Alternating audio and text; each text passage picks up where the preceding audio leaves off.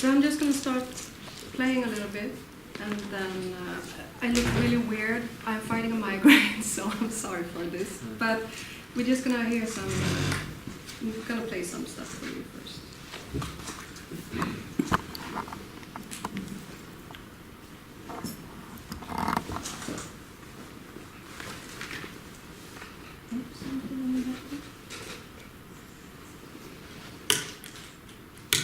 In other words, no noise.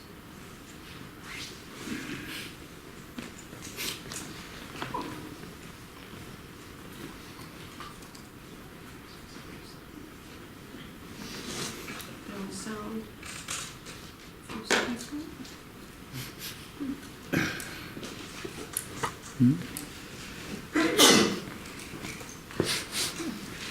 Okay, this is really weird. I get signals.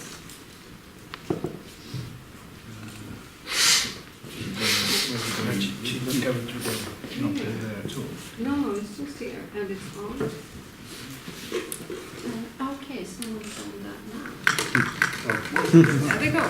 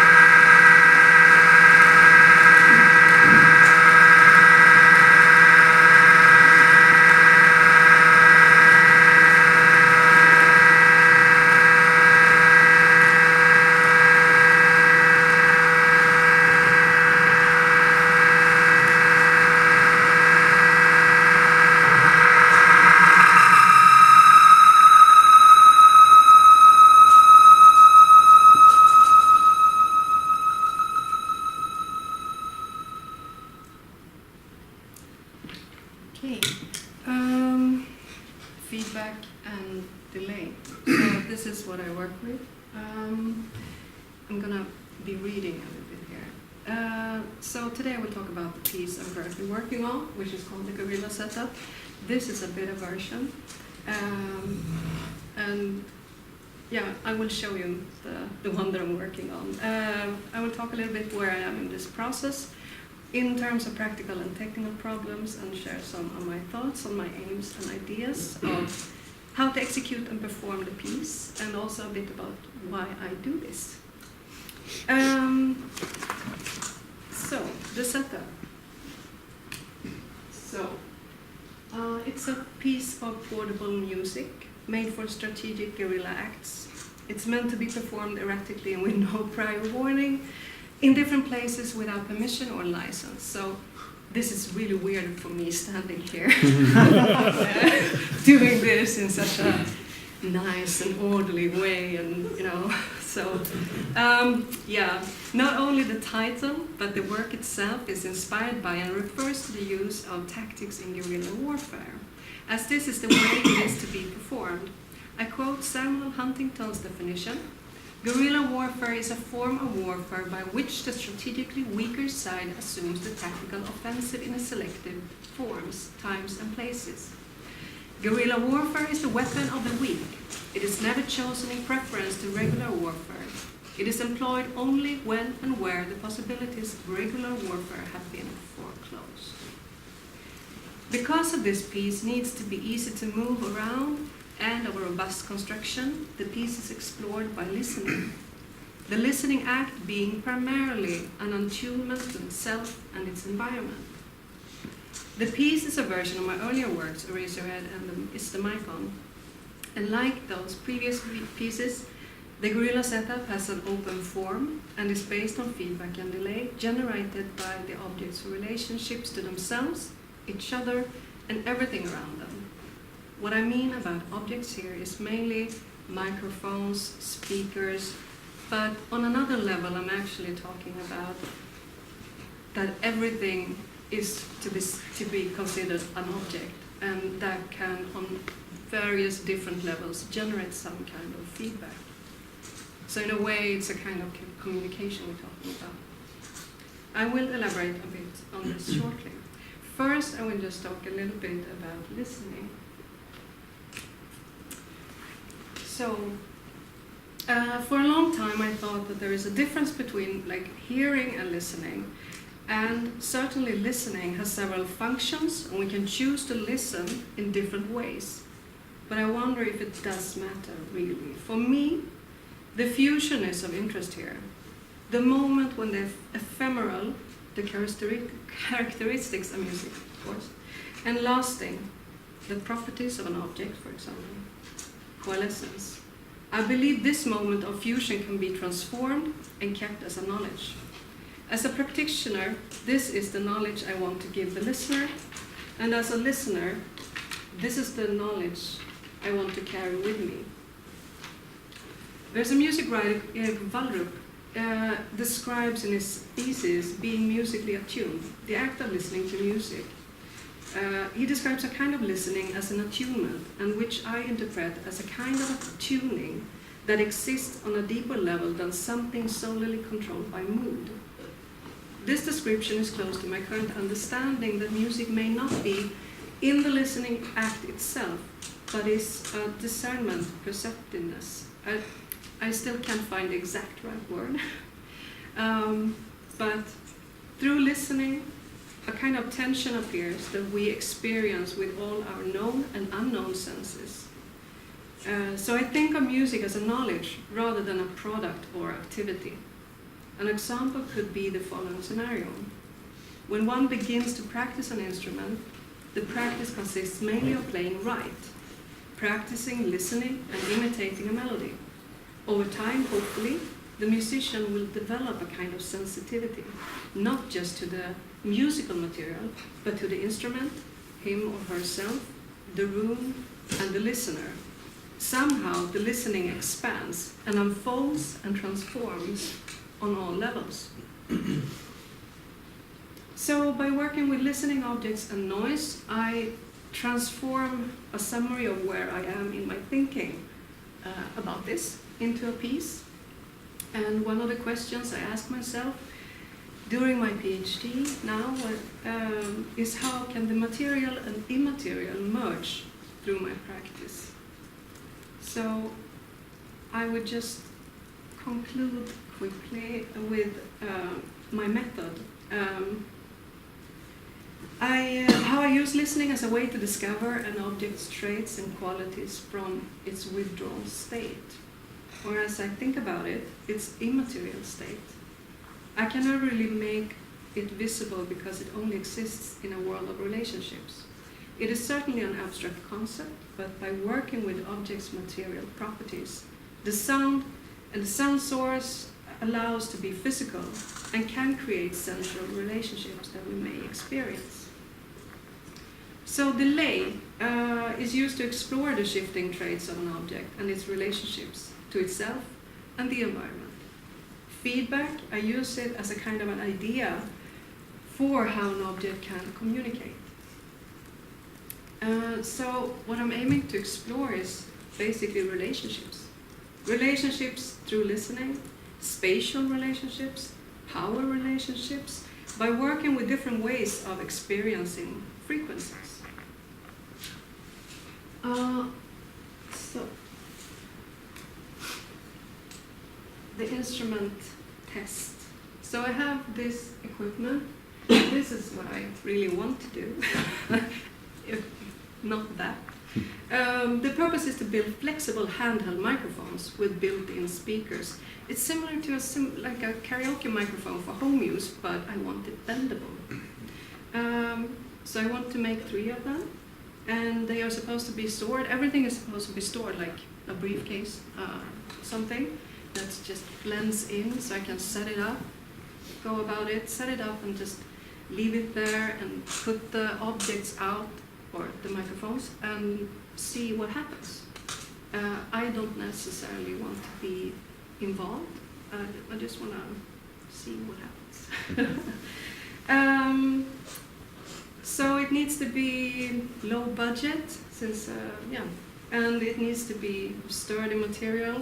I'm thinking about also not right now it works on batteries, but I would love to make some kind of long-term efficiency thing using solar power, solar energy, kinetic energy, run by USB thing. I don't have the technical skills here, so if you have any, input, feedback, or whatever, I really appreciate it. So a little bit about using visible technology. The instruments for this version are made to be visible and to be interacted with. In this case, the initial performer might as well turn into the role of audience and vice versa.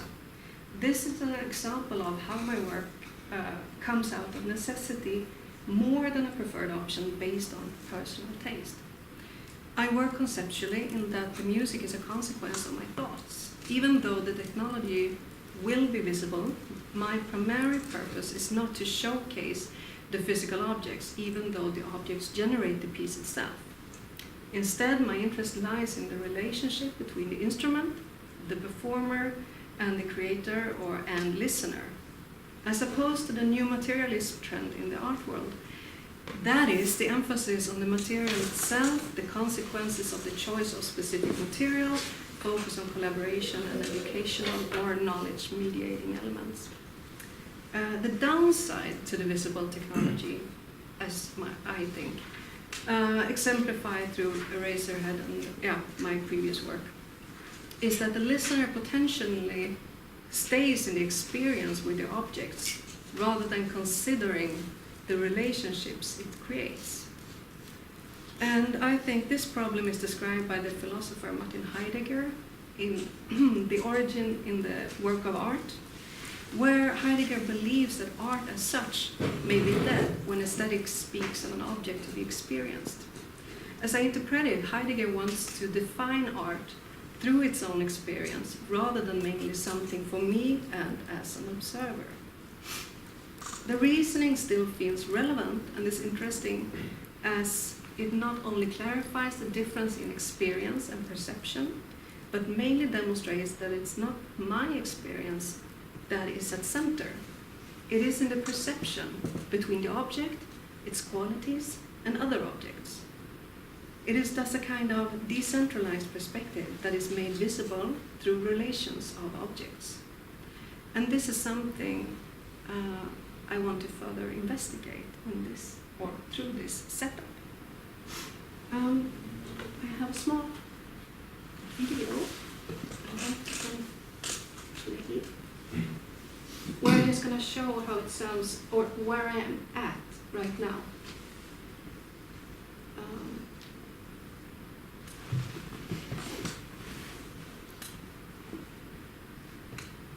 there's no sound. I haven't connected the. That is. Oh, this is from. That's it. Yeah, that's it. And how do you? Yeah. Okay. Yeah. And now Oh, it's did on. this happen to me? Now it's on, and yeah.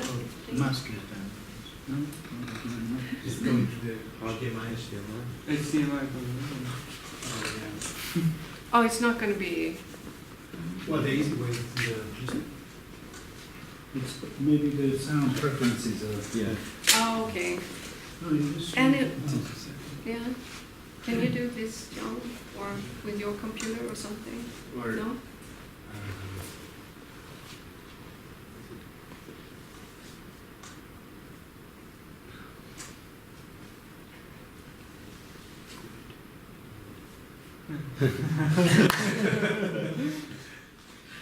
Well, maybe I can talk a bit during this. It's there. Yeah, but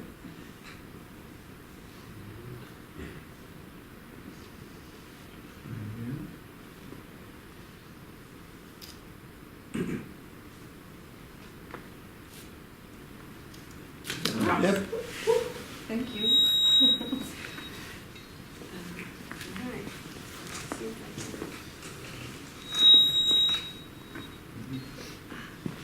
One, two.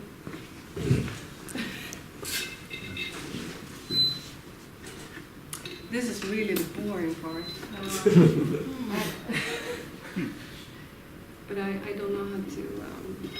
I'm sure it's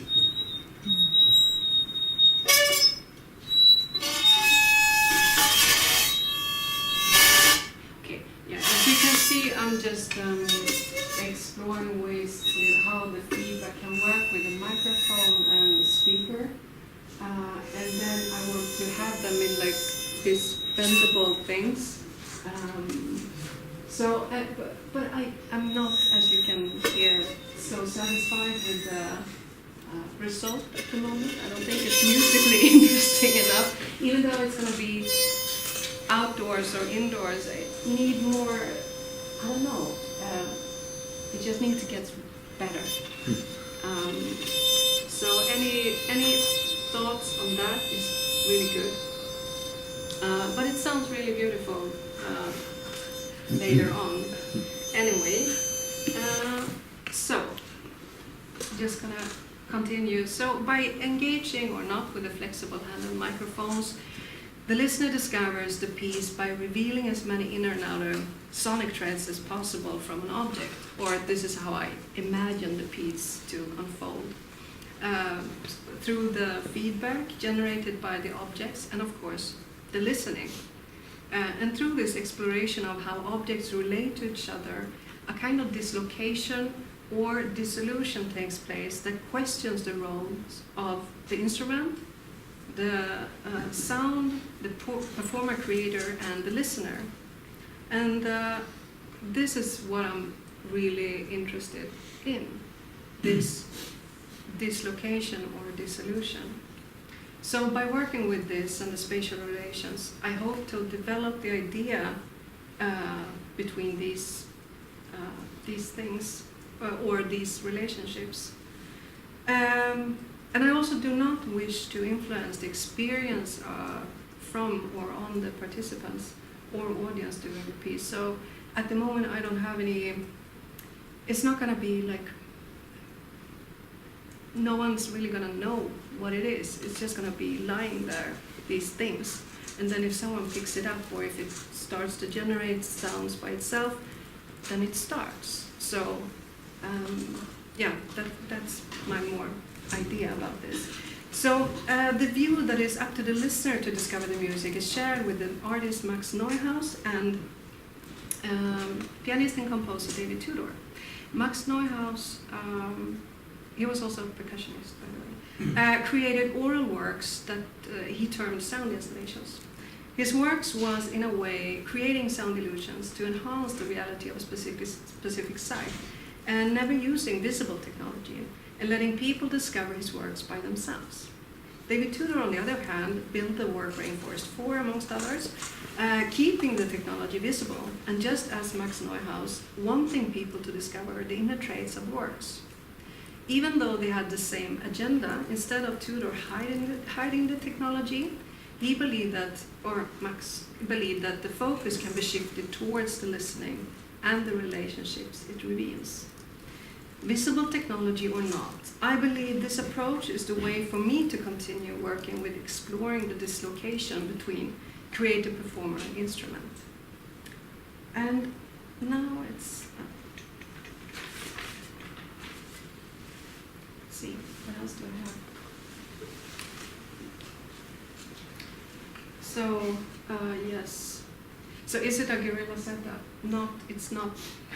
It's not at the moment in spirit, but not on practical terms. So yeah, any help with this? Welcome. So maybe I will just one more minute and then some questions or something.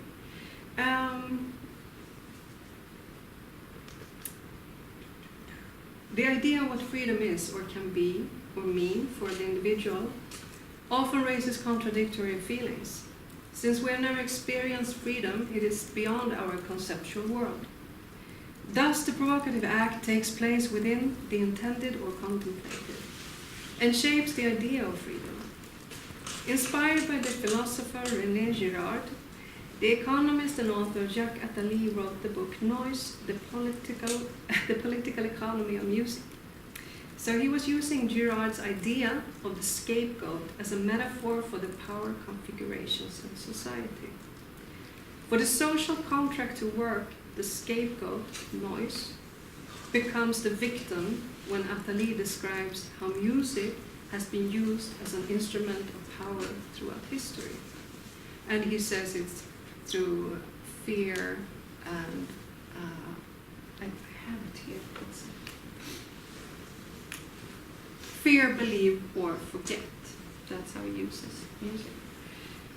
Or we have been using, or are using music still throughout history. In the thesis Sonic Warfare, DJ and researcher Steve Goodman makes an attempt to leave this dualistic mindset that often arises when we start talking about noise or music. Instead, he suggests a politics of vibration, where he uses the term effect in the broadest sense of the word, from an entity or even through vibrations affecting another, talking about vibes as in mood. To Goodman, everything is connected as a network.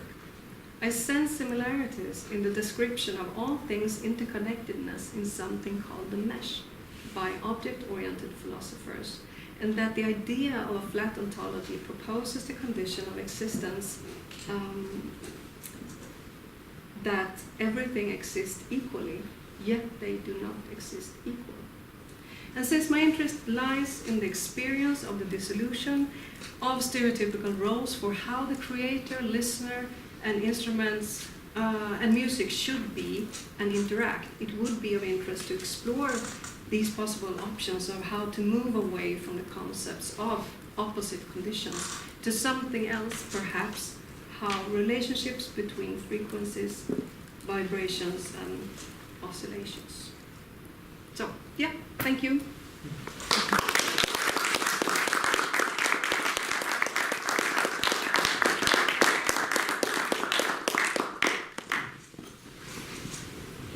Any question? Andrew? I was left very unclear about whether you were aiming with the guerrilla setup to be visible or to be invisible. Oh, and, yeah. And no. that was very unclear to me, and because obviously it's a really big difference, artistically speaking. I mean, if you're going to be visible and then you're enticing, and the other thing that was unclear to me, which is part of the same kind of matrix, is that whether you want to be visible or indivisible with you performing, or with the people who arrive on your scene or whatever it is, or you go to them or whatever. Yeah. Is it that you want them to do something, or you want to do something yourself for them? So Oh. those two things were both unclear to me. So maybe you could Good clarify question. that. Who knows? Well, okay. Who knows is also a very interesting question, but I mean, No, the thing is,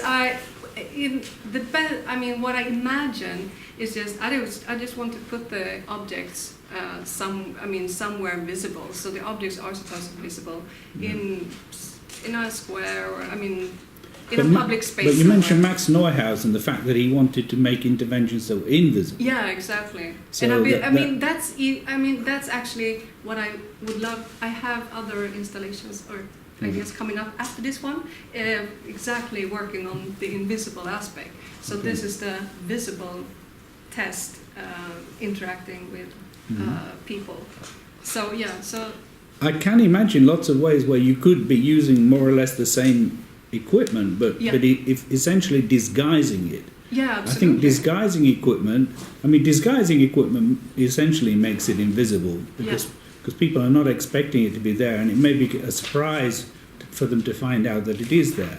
But obviously the equipment as it is now is not disguised in any way. No.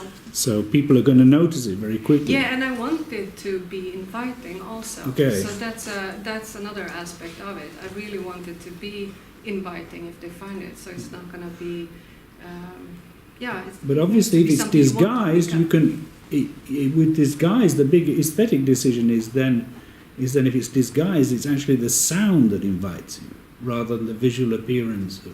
So you're actually inviting people via the sound. Yeah, exactly. Yeah. I mean, you activate listening in two very different ways. I think, and this is really what I find interesting about having these different approaches. I'm afraid we don't have time to go into these approaches, but yeah, absolutely, there's a huge difference. Yeah.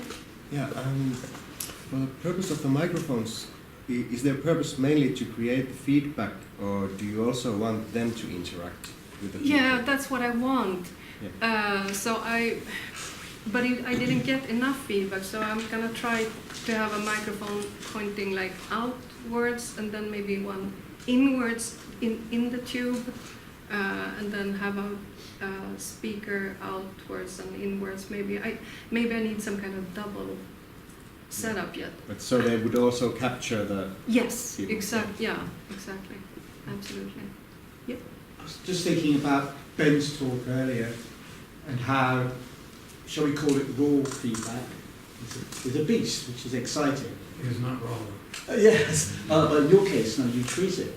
Yeah, this is the point. You showed us an example of the feedback in its raw state, and you were talking about the sorts of sounds that you want to create. I was just wondering how much shaping of that sound do you think you're going to need to do? And obviously, because it's a Guerilla setup, it's not going to be the same solution to Ben, where he's got a laptop with code. So there's a kind of challenge, I think, in having the Guerilla setup, which has got to be cheap, and then having enough, having the ability to shape the sound still. I think some compromise there is going to be needed, whether you're going to have to make some filters or think of ways, or whether you do it through natural objects, but that would also be... Yeah, I think that's a challenge. Or in the video that you didn't see. So I'm trying to test also different materials, basically, and how they react, and if you can put things in them to create natural kinds of filters. But right now it's just, I don't know, it doesn't really sound so interesting right now. But yeah, hopefully I get there. But that could be a long journey. Yeah, probably. Preparing the, how do you call it, treatment of the feedback, or I don't want to use the word control. No. Absolutely not. No, it was just processing. Just getting the feedback loop. Some other things happen besides input and output. Yeah, it's a kind of processing, And- absolutely. Yeah, and it's really lovely. I mean, what I love is using the computer with all the power that I have to put different things in place to make big, nice sound. It seems like in your case, it's you have to be building electronic circuits. In this particular case, it is. Small portable electronic Yeah. circuits with some really nice, interesting, chaotic, non-linear behaviors, and so on. I would like to propose an opposite direction actually, because what I hear or what I see is something that is kind of like found sounds. Maybe this is something that you're doing. Like, I don't know who is finding them or if they want to be found, the sounds, but I really like this poetic aspect of that, actually, like just throwing something onto the street and see what happens. Might even not be human beings interacting with it. Exactly, Right? absolutely. And then maybe also going a little step further, thinking about the feedback stuff, is actually finding acoustics and acoustic spaces. Yes. And then you're not like you're not limited on building something electronic that is fancy and doing like No. exposing something. But you and that's something that's really powerful if you have just a speaker and a microphone and an Yeah. amplifier and you put it somewhere into some kind of like holes and caves. You create this kind of intimate acoustic spaces in which you can shout and do things that sounds totally different than if you wouldn't. And Absolutely. that's very intriguing. And that's Yeah, really and that interesting. absolutely. Yeah, I'm thinking this, and I want to just put up recorder to record it. I mean, especially in different kind of nature Mhm. scenes. I mean, obviously it's going to sound so much different if you have it by a lake or something Yeah. close to the water. So yeah, that's what I'm definitely gonna explore that a bit. If I can add something to this, if you want to maximize the interaction with the environment, you have to keep the microphone and the loudspeaker as far away as possible. Mm. Seriously, no, it's a technical thing. Because, and also, I mean, you can engage the lesson, but if you the louder the gain, and the more you will be bypassing the Yeah. external stimuli. Yeah. So if it's just above the threshold of triggering the lesson, you will have the more significant effects and interactions with the environment. Thank you. Yeah, I was wondering, I want to have my time. Yes, Sorry. please. Yeah, because it's connected to what was said earlier.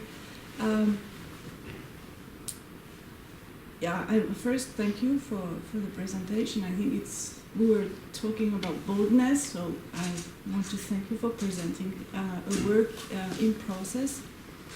And I'm really interested about your will to study the relationship between these different elements that you were describing, and naming them and finding also the things from the political point of view, what sort of political structures you will find out. I think it's very interesting. What I was wondering is, this mobile set is fantastic. Been carrying, I mean, when you carry all this stuff, it's fantastic to come up with such a light system with which you can explore this relationship in the world. And I was wondering, because that's a question I have found in quite many works that are coming up raising from the students in our department also, is what sort of method are you going to, or have you thought for collecting data from these experiments, especially from the kind of, if I can say, user experience. Like, have you thought about what you said you are going to record what's going on, but what about human behaviors and things that happens? Are you going to collect this systematically, or are you going to have your role as an observer and have your own personal observation, or how is it going to sort of Good. Yeah, it's a really good question. I'm thinking about it a lot, but it's not until now that I feel that I can focus on that question. But so far, I'm just really simple, just like I need to use video documentation. Even though it's, yeah, it is what it is, but I need to start there, I think, and from there I will just continue and see how I can develop to maybe, as John was talking about, getting the kind of information into the piece. And also I'm a bit like, how much do I actually need? I mean, because what I do appreciate about improvisation and about music, it's ephemeral qualities. And I've chosen this media because it doesn't really translate into words or any other media. So in a way, I just want it to be what it is. So I'm a bit torn about this question as well, how to document and why, and in what way, and what is really necessary for me to do. I think I would avoid it as much.